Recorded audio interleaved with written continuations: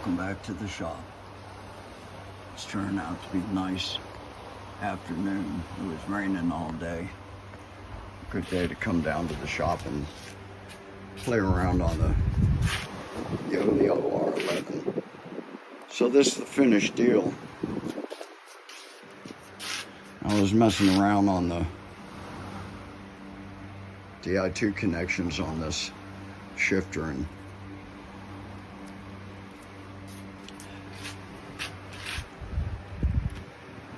activating these buttons here for the computer. You press that button, it'll change the page, it'll do other functions, like it'll turn the computer off if you want. There's another button over on this shifter that does functions as well.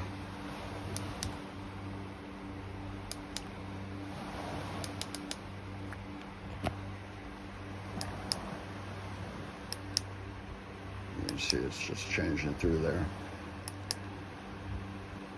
Now the other thing is the Garmin, not Garmin, but the DI2 gives you a visual display on your computer of the gear that you're set in. So I'm on the 50-tooth chain ring and on the 12-tooth gear cog. Anyway, you tell me what you think. I think it looks damn nice. I'm pleased with it. I'm even pretty pleased with my little temporary fix on the paint damage I inflicted on the bottom bracket frame here. It looks kind of cool. Anyway, that's the deal.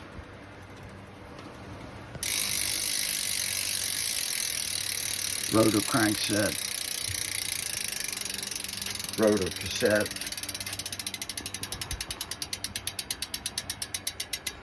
DI2, Ultegra. That's a Garmin Varia mount, quarter turn mount for the rear view radar. Now I put a quarter turn mount on the top cap here also, because what I'll do typically when I'm out for a ride, I'll take my cell phone, take it along with me. This will give me a better visual display of what's coming from behind. The Garmin will create a visual display here. It also does it on the Wahoo computer, but it's small. It's only on this little edge. Whereas this will show 8 different vehicles coming from behind, and where they are, the little vehicle icon will move up the screen as it's approaching. This thing will flash amber lights when something's coming from behind and give you an audio alert. And this thing turns green when the vehicle passes you. It'll flash green and give you a different sounding audio alert. So those are 2 cool features. I like it a lot. It's a safety thing. I also use a rear view mirror because what I'll do is when I get an audio alert from the Garmin, I'll just check here and see what it is coming at me. Got a mount for the moon front light. Let's see if I can get that on there.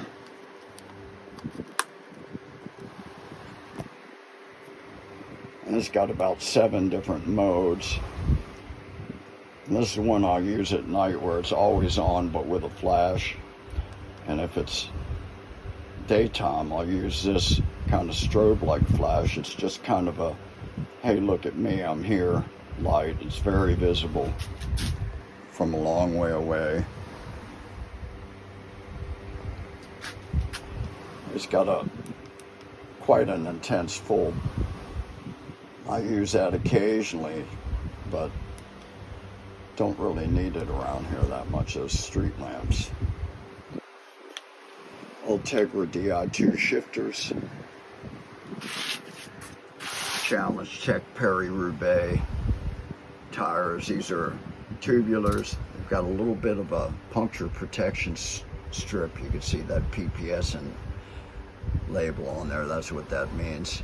That's why it's called Paris-Roubaix, because it's famous, badass racing classic, and it's over cobbles and crappy streets and bad weather, and so that's why they came up with that name. Now these are Far Sports wheels. I bought 38 mil profile Sapine C X-ray spokes, Italian made hubs by Carbon Tie. That's the name of the company. Carbon Tie in the rear.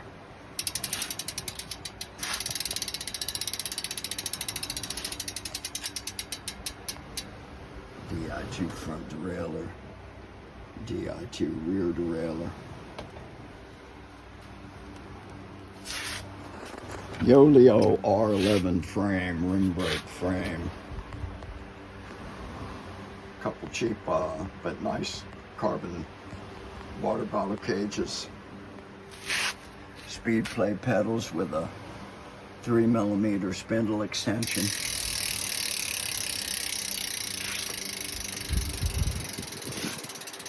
Wahoo Bolt computer. This is the Garmin radar unit. Goes on there. Press and hold for a couple seconds. And it's working. And there's a display here. Let's see if I can demonstrate that. There's an app. There's the eTube app for making adjustments for your derailleurs and your initial settings. Wahoo Element app computer pairs there, so this will keep track of my rods. There's the Garmin Varia app. So that's the visual display, and it'll be green when nothing's behind you, and if something shows up, it'll show up down here. That's about 250 meters in the rear when it's here. So you kind of guesstimate how close a vehicle is by where it is on this track. It'll have a line going across that moves up with a little car icon in the middle of that track. And it'll be amber when there's something coming from behind. If it's coming really fast, it won't be amber, it'll be red. And as the thing approaches and passes, it turns to green again. Gives you an audio alert when it shows up here, and a different sounding audio alert as it passes and clears. Be that as it may, I always use that as a reference to see what it is that's coming behind me. Could be a scooter, could be a damn elephant for all I know here in Thailand. What else I got to put on there? I got the rear light, which is also moon. It's good quality light. There's plenty of good quality lights out there. This is what my local bike shop guy recommended for me. It's not cheap, but it is good. So the Varia, all of this comes off every day after I ride. I'm going to wash this bike, get it clean. I put a quarter turn mount on the seat post. What's that for? Well, it's for this. It's a power bank. So I just got this. I'm going to put a quarter turn mount like this thing on the back of there. Now I can mount that right here, and I got a 6-inch USB cable, so I'll take this with me if I'm on a longer ride or a weekend ride, and that cable's long enough to reach and recharge this while it's working, or recharge this while it's working, or recharge both at the same time, because this has two USB ports on it. The other thing is if I'm having trouble with something on the front, like my computer's running out of juice or the light here is running out of juice, I'll take the phone off and I'll mount this here, and of course the cable is long enough to run to either or both at the same time. Now that's 20,000 milliamp. I got another one I ordered that's 30. I just wanted to check them both out. This is kind of a little bit beefier in this dimension and smaller in this dimension. I kind of like this because sometimes, like when my phone is here, my knee will hit the damn phone if I turn in a certain direction. So I have to be careful about that. But it's not that big of a deal. It's just something I'm aware of, and I take precautions not to knock my phone off the handlebars. Anyway, that's the plan. I got one more piece of kit coming. It's a real slim, sleek, flat tool kit, big enough to carry the minimum stuff. I've got a CO2 recharger, a coin cell battery, 5, a 4, and a 2mm hex, and a spare. That's a tubular tire. Now that's a track tire. That's why it's so small. It's for a track bike. So it's 22mm. It's super light. It's about 135 grams. And instead of carrying a tube in your toolkit, I've got tubular tires. Tubes don't do me any good. I need a tire. So a regular tire, one of these, I don't want to carry something like that around. It's kind of big. Let's see the difference in size here.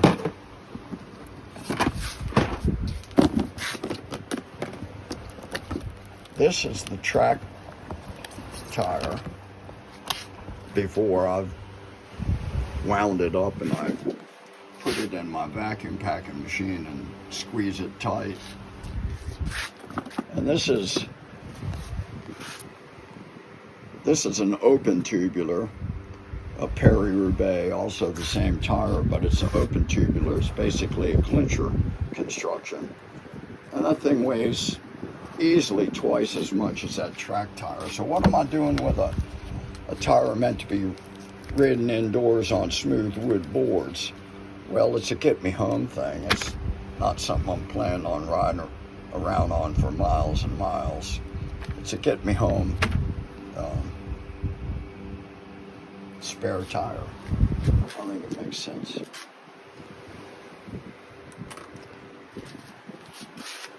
What else? I like the bar wrap. What I like about it is they call it sticky, but it's not sticky. It's grippy.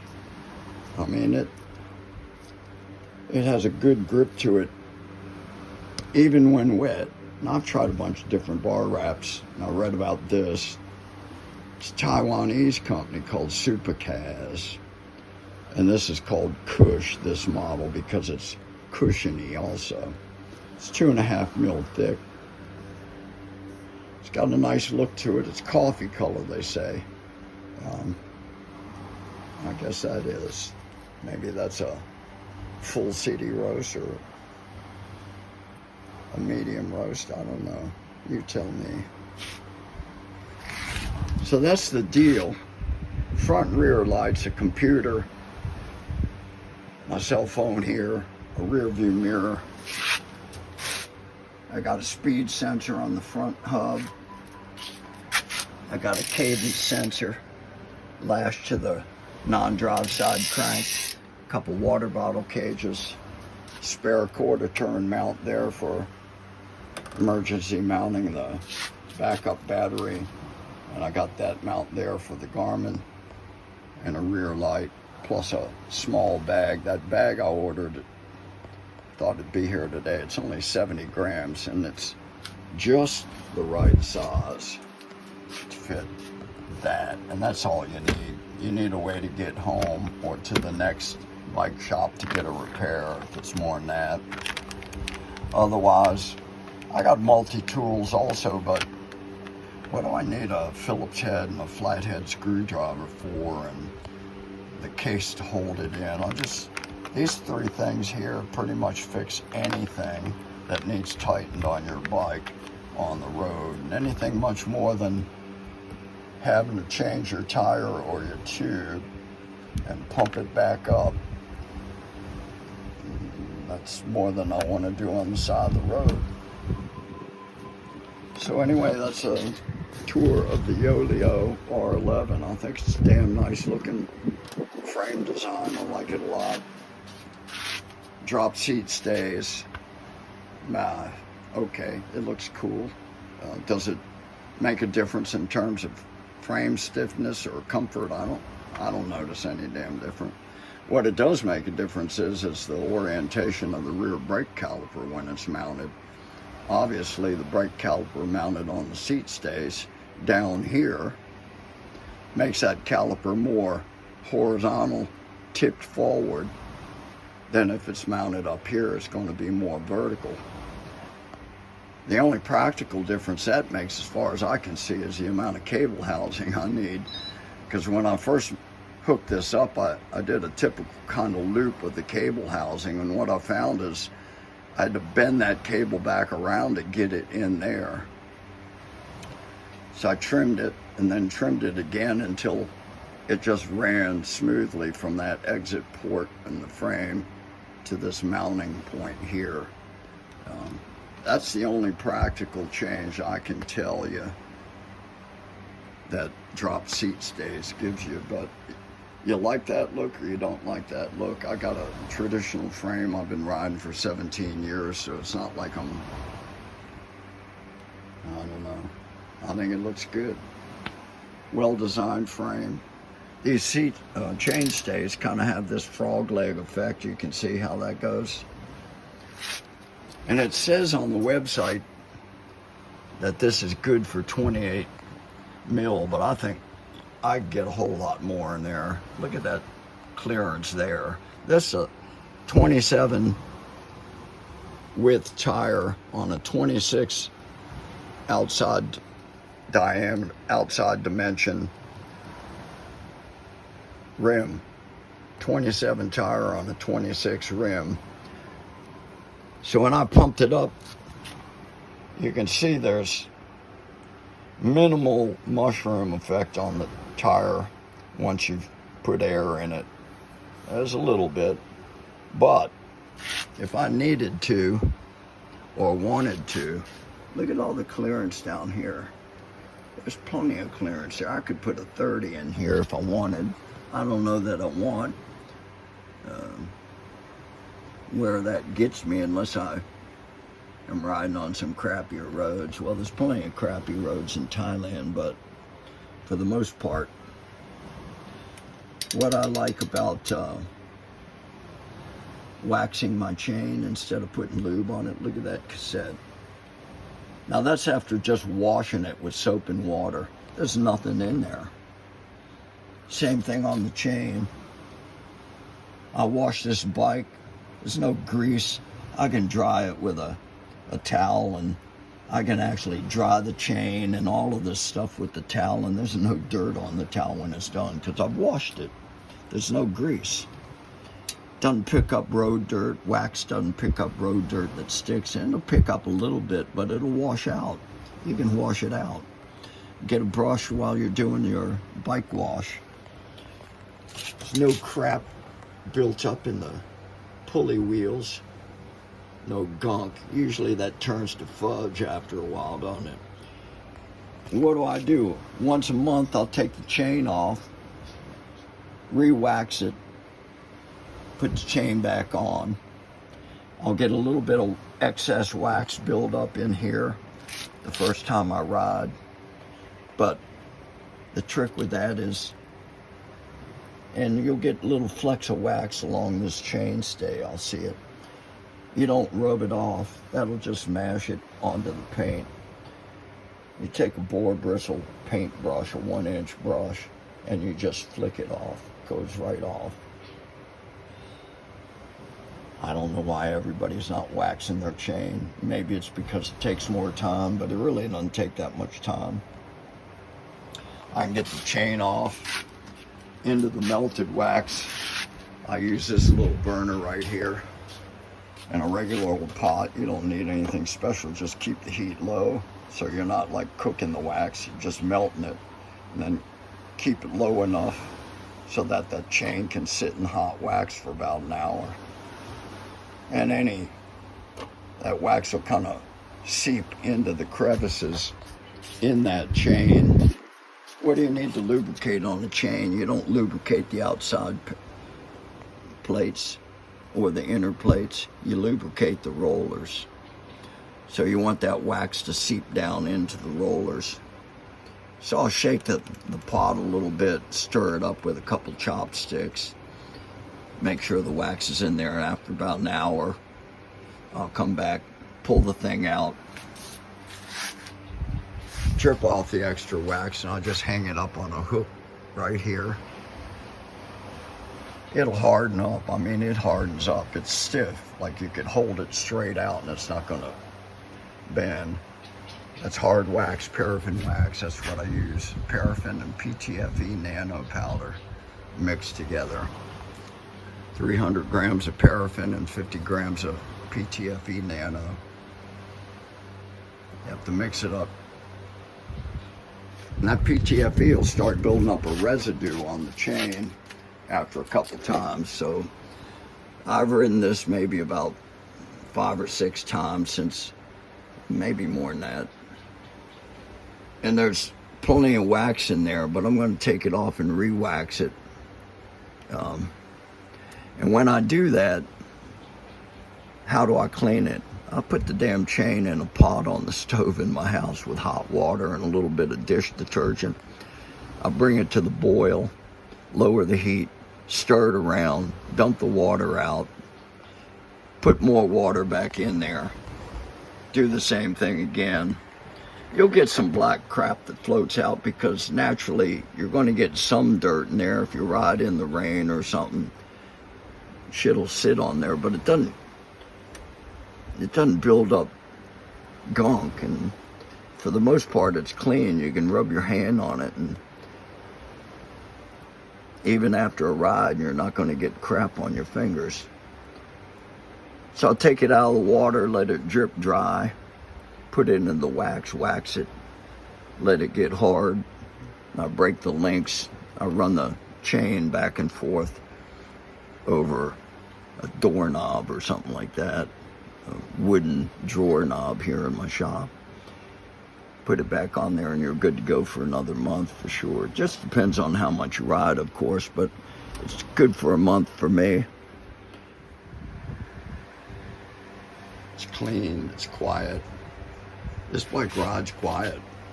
It's remarkable in that respect. Sometimes I have to look at the display on my computer to verify that when I shifted, that the chain is actually moved. I don't hear a damn thing. So part of that, I'm sure, is just the Shimano design. Maybe part of it is the rotor. Who knows? But between no chain noise, no rattles, nothing, and the sound of that freewheel, that's not much. Now, some people don't like that. They want to hear that sound. I like it either way.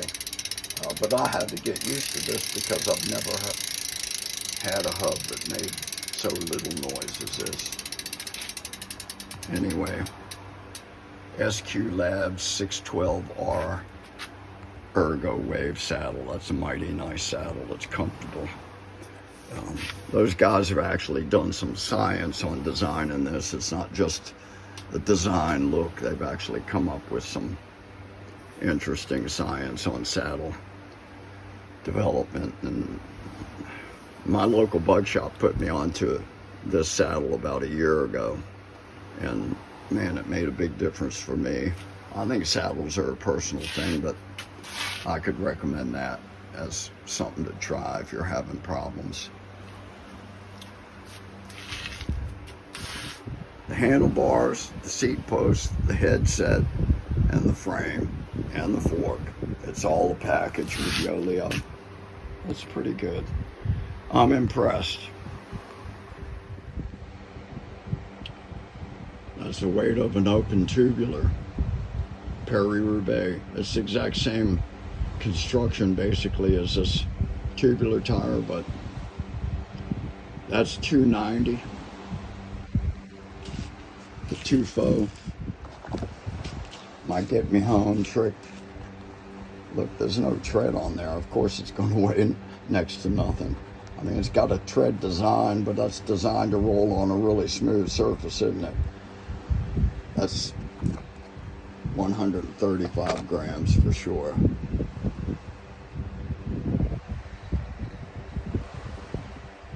That's 130. It'll be a little bit less once you get rid of that crap. That's no big deal, but it is a big deal when you're hauling it around. Why do you want to haul extra weight if you don't have to? That's the whole point.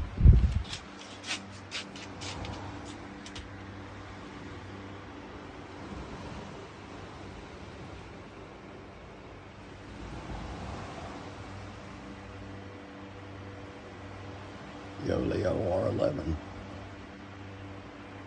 Thanks for watching.